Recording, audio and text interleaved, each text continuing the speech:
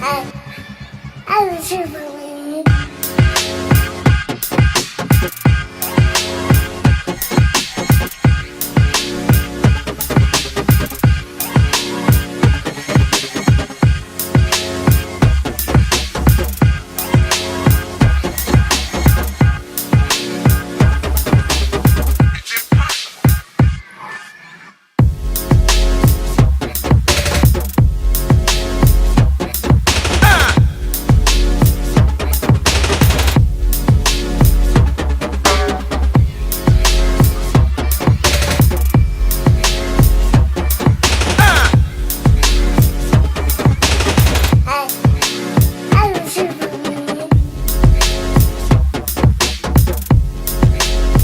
I think there's actually loads of benefits that the students get out of a Berlin field trip like this one. First of all, they get to go and experience a world-class digital arts and culture event in Transmediale. And then they also get to experience the most amazing city of Berlin with its great nightlife and culture in its own right, as well as the history that is sort of present throughout that city. So there's so many different elements that they can get through touring around the city and through the events through the festival, which I think does create a very enriching experience. We're here at Transmediale Festival in Berlin, and we're going to go around and ask industry professionals on what they've been getting up to and what projects they've been working on. So let's go and see if they inspire us. Let's go and have a look. Well, we use art and design as a means to talk about political topics and to get people who otherwise might not be involved with those topics involved in them. Right? So it's a way of expanding consciousness, it's a way of creating new territories, and then we make tools for subversive actions, and you might say we recode places and spaces. Yeah, it's a great place to kind of dive in, because it's like you do the 3-day intensive and you come out like amateur level informed on new media issues, which certainly for your generation is an absolute must. To have a critical perspective and see how those critical perspectives are developed. It's essential. So would I recommend it for students? Yes. Yeah. It's a great, and if Transmediale has a secondary function to peer-to-peer research, it's pedagogy. I mean, that really is the secondary function of it. Yeah. So yes, students should be here. Like following the festival almost since it started, actually since before it became Transmediale. And because I'm part of this, like I've been involved in Netzkultur and like this stuff for a long time, so. And that, of course, this is one of the places where things unfold and unpack, and there's a public, so. Yeah.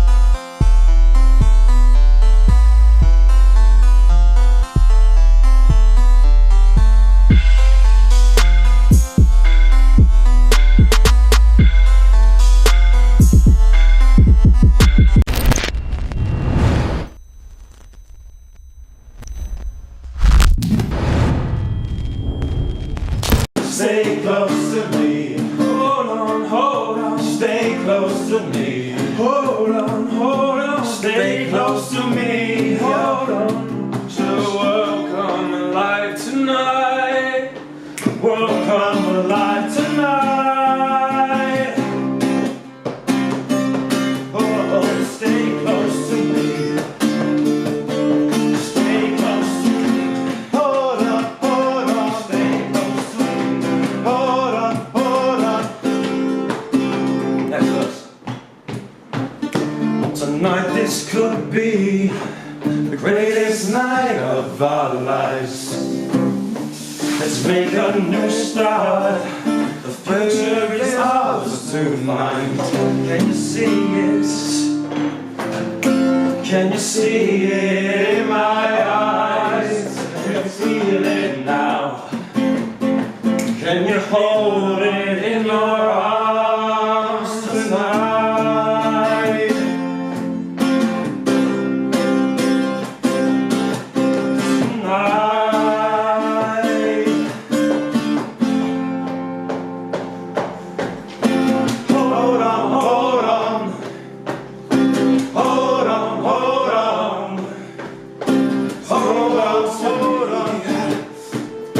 Stay close to me. Stay close to me. Hold on. Hold your head high. Arms open wide. Watch the world come alive tonight. Stay close to me. Stay close to me. Yes, the world comes alive tonight. Stay close to me. Stay close to me. Let the world come alive tonight. And you stay close to me. Hold on. Hold on.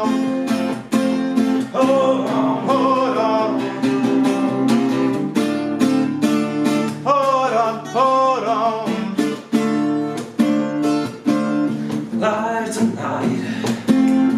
Watch the world come alive tonight.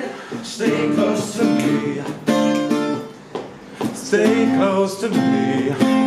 Yeah, the world starts to come alive. Stay close to me. Stay close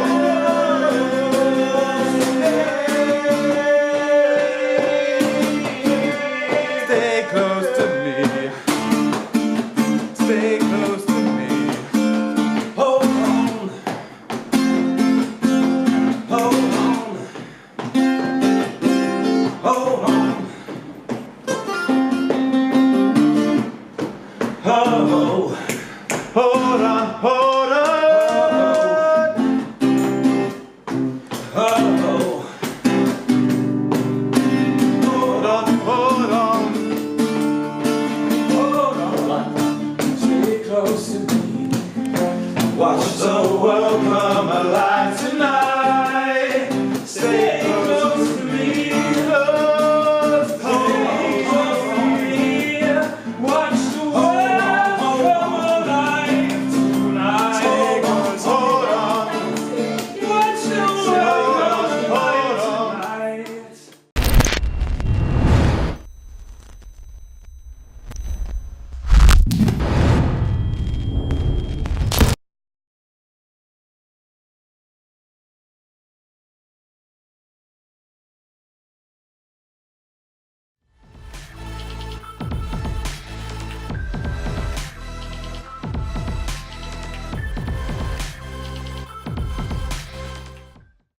Hello, so for our interaction design project we chose to do a 3D visualization comparing pollution data and housing data. We chose this project to improve government transparency and the data that they provide publicly. So this is a bit of a proof of concept and we would like to extend this in the future, but currently it's showing the difference between pollution in 6 constituencies in Bristol and the housing price for those constituencies, or the average housing price over the past 12 months. You can interact with this tool and you can view each of the 12 months and 3 different types of pollution data. And it also moves around. And we hope that this will give or provide a better form of engagement, and we hope that it will be shared in the future and increase government data transparency. And this can also be extended further to show different sets of data rather than the current data that's shown. Yeah, that's basically it. Alright, so this is our interaction design project for semester 2. We created educational content for children aged 8 to 10 about the importance of honeybees. So what we did is we did interviews with real-life beekeepers. The beekeeper, Jeff Davey, who manages the bees at UE, took us to see his hives and we visited them. And also we did some literature review to create content for kids. And then what we did is we created this simulation, which Justin will talk about. Okay, so for our final prototype, we produced 2 components, the first of which is an InVision app, and the second of which is a Unity 2D program. So for this program, the aim of the game is to, is to achieve as many hearts as possible. So this is achieved through 3 different stimuli that can be controlled. So the first of which is temperature. So if the temperature is too hot, the bees disappear. As the temperature gets lower, the queen bee will provide tweets, and in this case it says time to prepare for winter. And then if it gets too cold at winter, there's a visual cue to show this. So the idea is that the Key Stage 2 curriculum has several different aspects that are applied to our simulation, and one of these includes like local area and habitat. So we included a slider for local flower levels. So the more flowers there are in the area, it increases the hearts, and if there aren't any flowers, then the kids understand that bees need flowers in the local area. And then in addition to that, we also have pesticides. So as pesticides increase, the bees also are affected. The final component consists of a swarm button, which simply shows the bees swarming, which will be done throughout the year. So the second component of our project is this data recording app, and this was created so that the students could record data about local or nearby hives that would directly correlate to our simulation. So options include basic readings that the beekeeper would actually take. So this includes aspects such as, is the queen bee present, is brood present, and what mood the bees are in. So we had to take the information and make sure it was appropriate for Key Stage 2 students to use, but it's also information that real beekeepers would also record, so it could be used by them as well. The history aspect allows you to look back at previous recorded details, so that the hive health can be calculated and used in the simulation. Hi, I'm Will Lifetime, and we work closely with St Peter's Hospice in Bristol, which is a charity that works at the end of life care. Our initial idea was to create an online memory box where families could store photos, videos and other media type relating to their loved one. Eventually we thought that something more tangible would be better, so we created a physical memory box. The physical memory box contains an RFID scanner and an area then where the family can put items relating to the loved one, and they can attach a tag. When the tag is placed against the RFID scanner, the media relating to that tag will then play on the display that's connected to.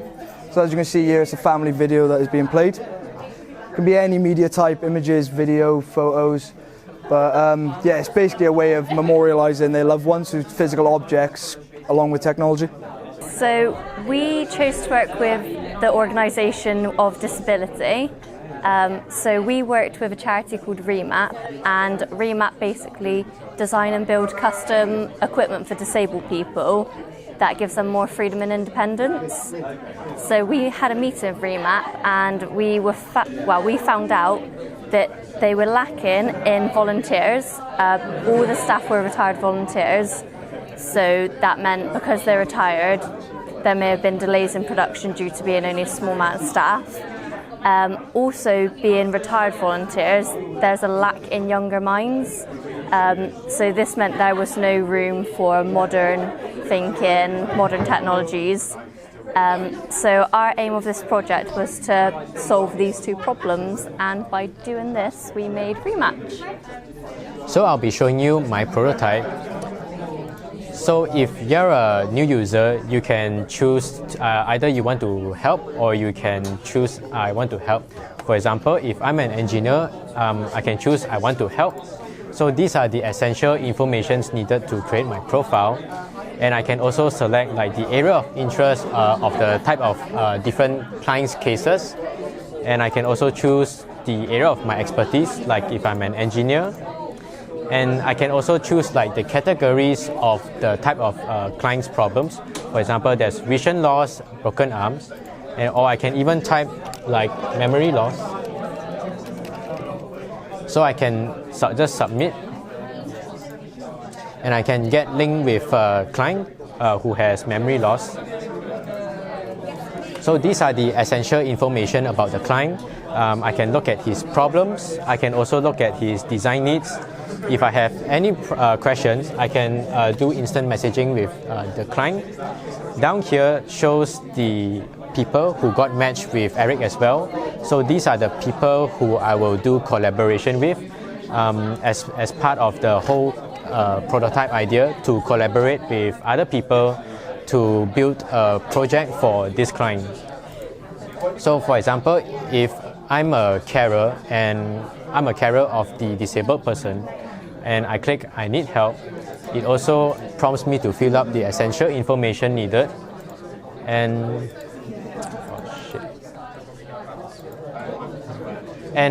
so these are the categories that I can choose related to my condition. For example, if I have broken arms, and I can type out my problems, and I will get matched with a volunteer. So I can basically look at the volunteer's background, his skill set, and if I have any queries, I can message him as well. So conclusion is we built this prototype is to increase Remap's volunteer base with younger minds, and also to increase collaboration between volunteers to create better solutions for the clients. Okay, so this is our Pick-a-Boob installation. We designed this installation as a prototype to demonstrate how we could use a physical breast model to help inform young people about breast cancer, and also to raise awareness about breast cancer.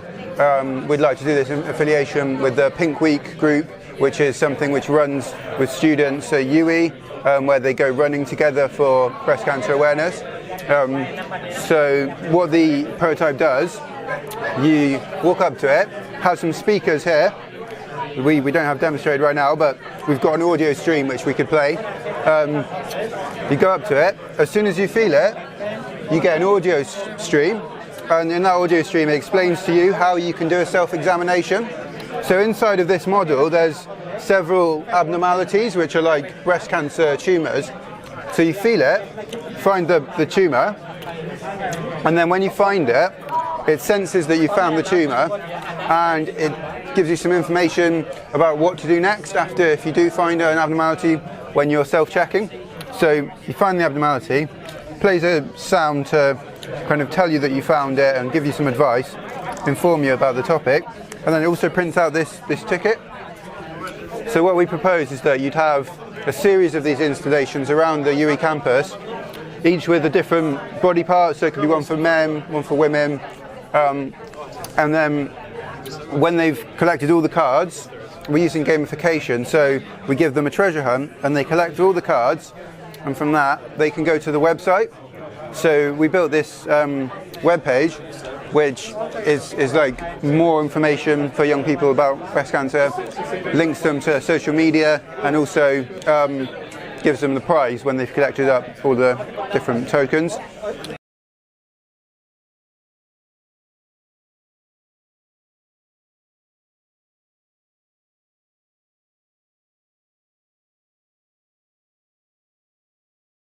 Well, we've got different types of symptoms on there that you might be able to find.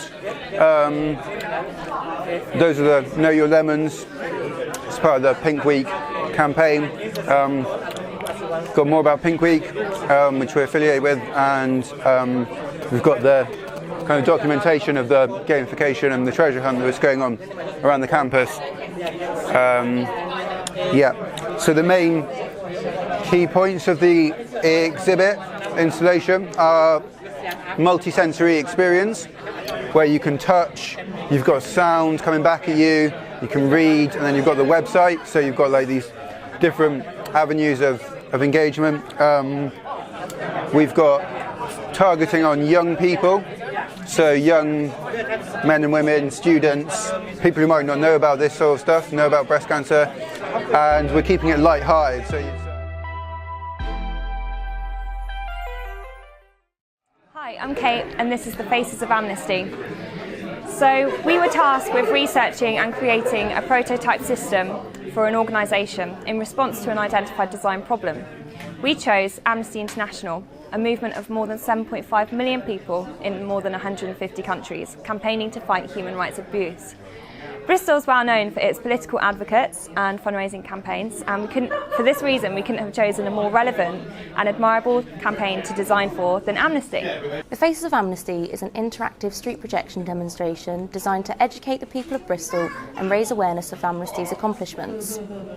The project aims to inspire members of the public to join Amnesty's People Power movement by highlighting their accomplishments and emphasising that we are all collectively responsible in the fight for our human rights. The Faces of Amnesty projection consists of 4 cubes, as you can see here. Cube 1 will display Amnesty International to show affiliation with the organisation. Cube 2 will display positive statements, for example, 55,000 prisoners of conscience freed since 1961. Cube 3 displays selfies taken by members of the public. Cube 3 displays selfies taken by members of the public, transformed into a face mosaic, for example, made up of the 55,000. Cube 4 will display #Faces of Amnesty to raise awareness, educate and reach as many people as possible. So, in the beginning stages of the project we did loads of research, really in depth. It was all technological, contextualising Amnesty. We wanted to figure out exactly who they were, what they do and how they do it. We also took part in some ethnographic research at the Bear Pit. We noticed the political undertones and sort of feeling of centrality, and there was lots of human interactions going on. People were walking through the Bear Pit at a slow pace, looking around them, looking at the graffiti.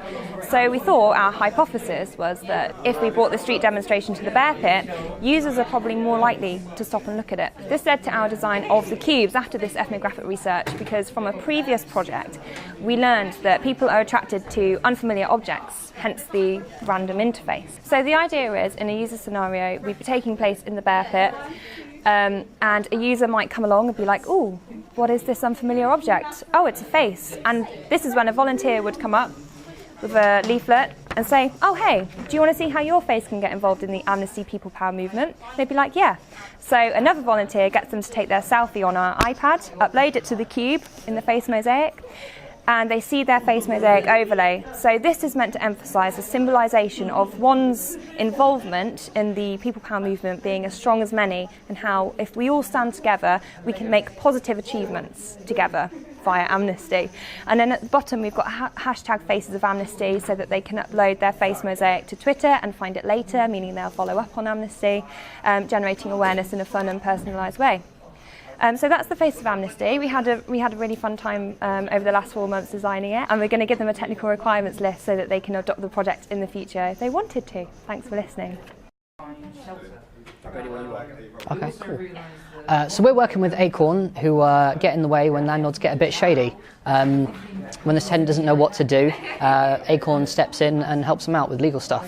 What we found was that actually nobody knows who Acorn are at the moment. So we actually found data that's open to the public from a county court, like evictions lists. And so we take that data and we live feed it into this application here for all the staff of Acorn. With like 2 touches of a button, that fires off letters to an entire postcode. So we've printed one of them out here, and they follow this unique address in the letter. So once they've actually followed the link in the letter, they can put in their additional details, send that off, and then that actually feeds into live data that can then be read by Acorn themselves. So that data is sent off live to Acorn, who then can get in contact with them via email or messages or whatever. Yeah. So we did this because it's a cheap and an effective way of advertising to people who really need you without wasting money on traditional methods of advertising, which are wasteful. And yeah. Smart booths is a project that focuses on helping homeless people access information. So for our project, we were going to work with the Albert Kennedy Trust, who support the LGBT youth who are in crisis, who need to leave home and who need support. So we started by looking into AKT organisation to see what services they support for LGBT youth, and then we carried out a telephone interview with the Digital Services and Innovative Manager of AKT, and that helped us define the area that we could focus on and refine idea. So for example, we decided to focus on information access because we actually found out that a lot of homeless people don't have access to phones, or even if they do, they don't have anywhere to charge. During our research process, we came up with several ideas that we could use to solve the problem of information access. We finally settled on creating an integrated public information system, which would be in the old phone booths we decided to use the phone booths because they are connected to infrastructure that we would need to create the information system, such as the telephone grid, etc. We had concluded that privacy was one of the main issues for our users. The best way to access the information was for the users to have an RFID tag that was non-traceable and completely private. So for our prototype, we went through several iterations of our design process. We started off by mapping out the journey that we thought the user was going to take and turned these into paper prototypes. When we'd done this, we created user testing scenarios and got people to act these out, talking through what they were doing and critiquing our work.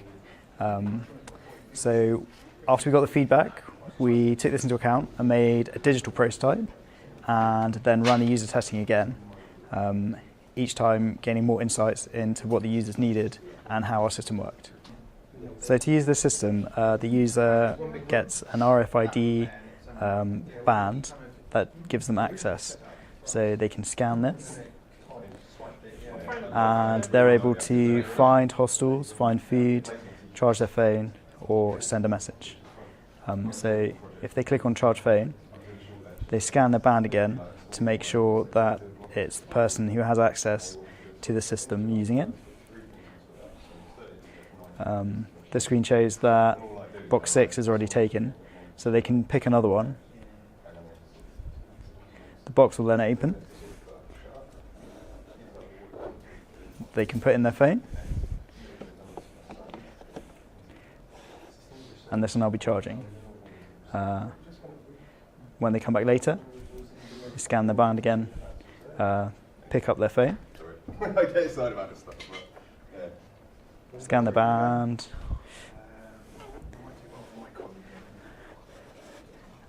and they can collect their phone.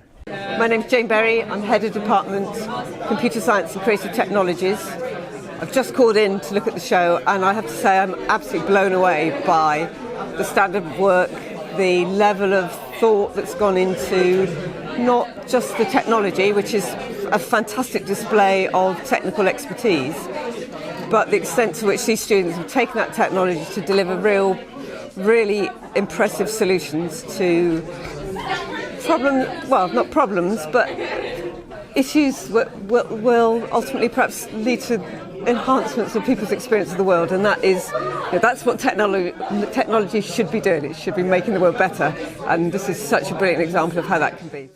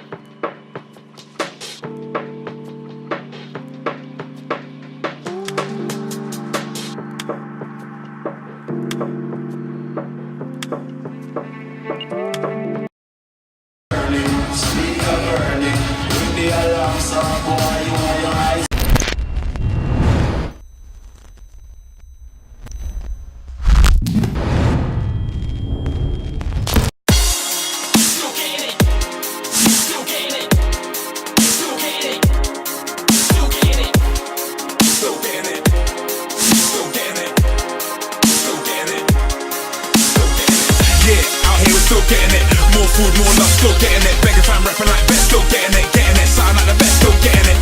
Yeah, out here we're still getting it. 10 years deep in the game, still getting it. Begging fam rapping like best, still getting it. Getting it, sounding like the best, still getting it.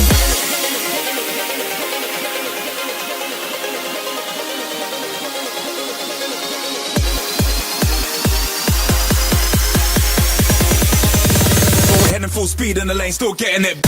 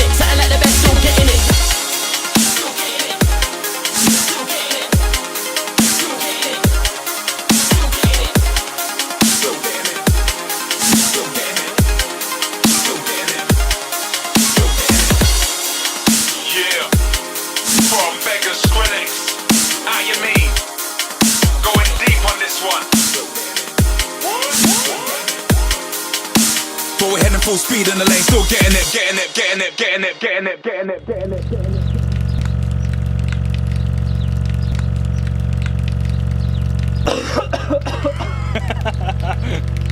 Oh God. Oh.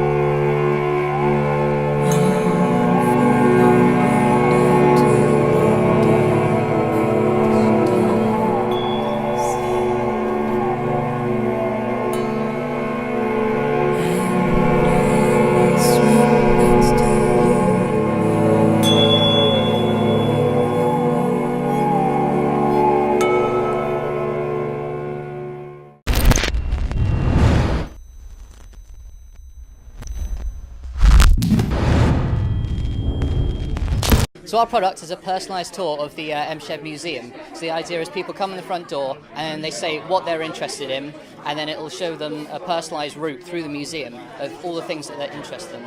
So our project is a audio story mapping concept. So basically visitors of the museum can attach a personal story through the use of a dictaphone and then attach it to a physical point on the map. So the idea is that people can record historical facts or memories and then record them through these physical markers and then attach them on the floor of the MShed. Is an overview map of Bristol, and then they can attach their physical marker to a specific point that they relate to. So it's about engaging visitors within the museum and having a more personal connection to the exhibits.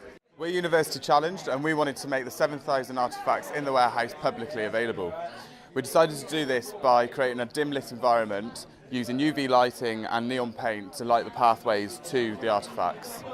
However, during one of our visits we found that the constraints included cost, so we got rid of the UV lighting and the neon paint and used LED lighting, as you can see here. When somebody finds an artefact that they like, they press a button which lights up our artefact, and then they can use the app we have on display here to find out more information about the artefact by scanning a QR code, and then they can see more videos and images of the artefact during its prime. Another constraint we had is if we're going to issue tablets to the public, how are we going to ensure they're kept safe?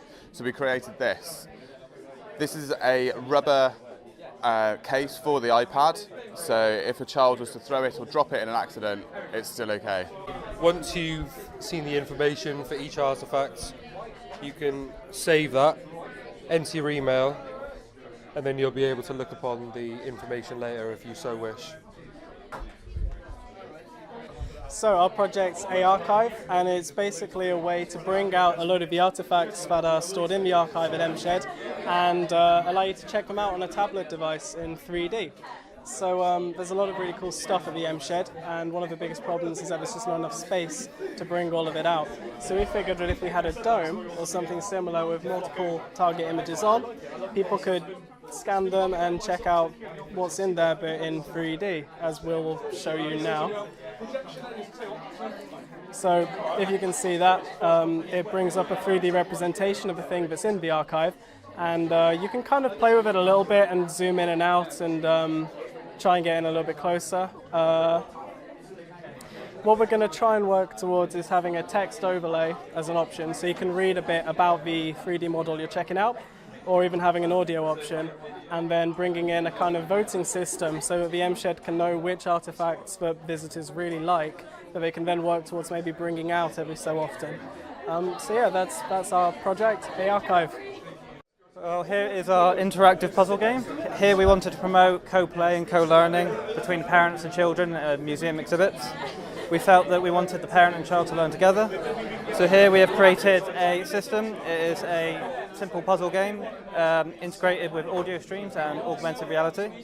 The augmented reality will give the child an animation of a pirate, and while the child places the puzzle pieces over the puzzle, they will get facts and history about Bristol, and the parent will get a separate audio stream of the facts about Bristol, and it promotes having a conversation between the parent and the child. Okay, so this is Grappling. We initially visited MShed and we noticed there was a sort of lack of representation of graffiti in the installations there. So our idea is there's this tunnel in Bristol called the St. Werburgh's Tunnel, which is a legal graffiti wall. You can see on there. And what we wanted to do is show the artwork within the environment of MShed itself. So we'd create a little tunnel that people can walk into, and with 360 cameras in the original tunnel, we'd rear project the live view back on into the environment of the MShed. So this allows you to walk in and kind of experience it, and then we'd have a little interactive wall. You won't be able to see that, it's at the end. But where people can actually create their own and contribute their own artwork to the to the tunnel. So it allows people to learn and experience the whole thing, really. Welcome to Bristol by Balloon. So So we started off by visiting MShed to see the current systems, and we found that some of the systems were very outdated, as you can see here.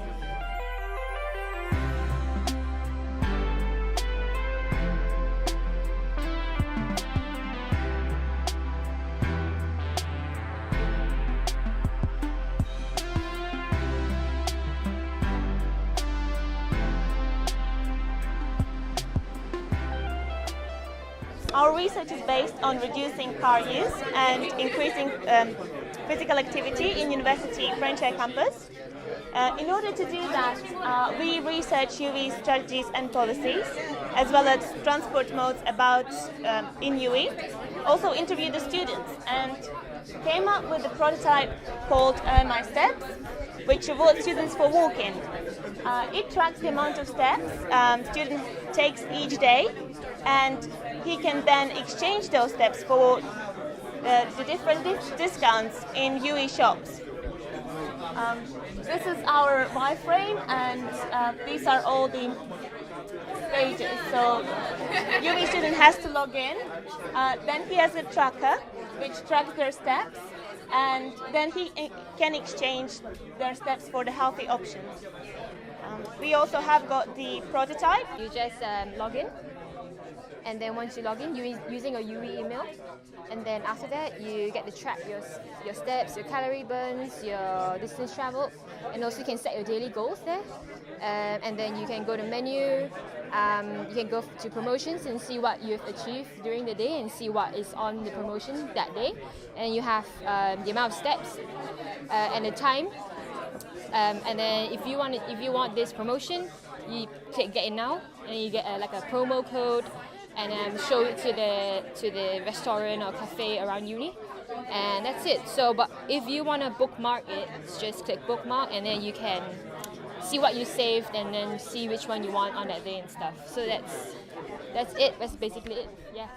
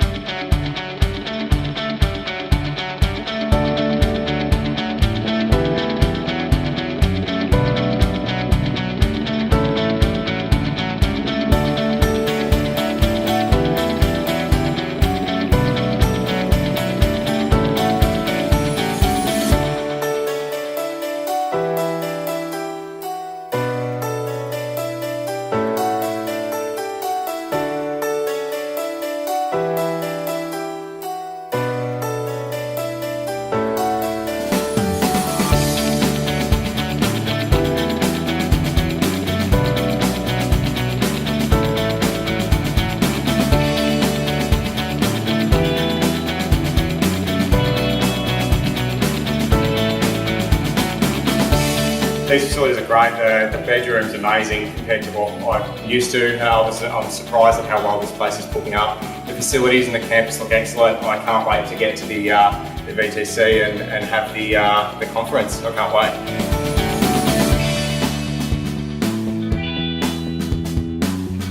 Hope you enjoy tonight's dinner and also enjoy your presentation tomorrow. Thank you very much.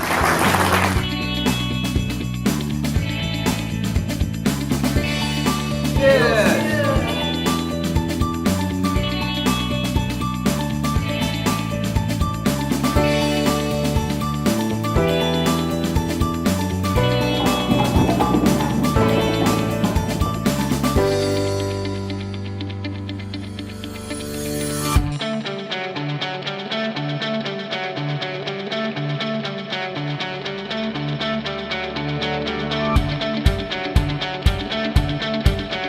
Before we go, we'd like to say thank you to Shape, Dialect Conference, VTC and UE for bringing us here. We really appreciate this opportunity. We can learn a lot from this, and we're looking forward for all that it's going to come. Yeah, it's different and it's been an amazing experience, and thank you.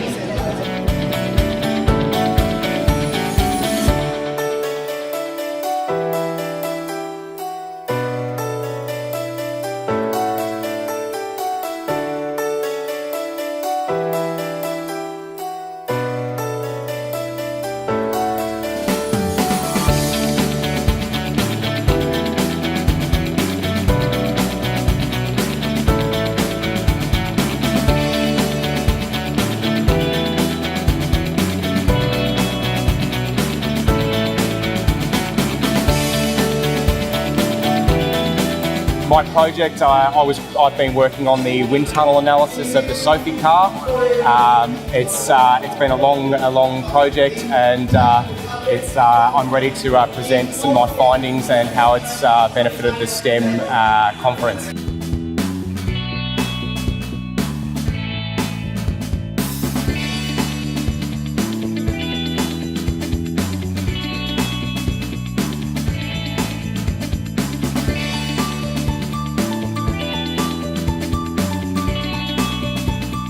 Glad that I can involve in this well-directed activity. It's kind of unique experience for me.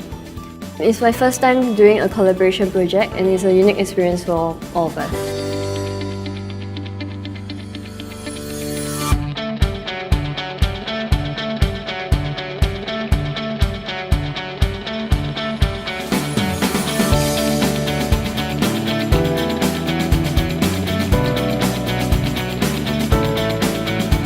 Yui and Shape, shaping the future with STEM. Sophie, go, go, go!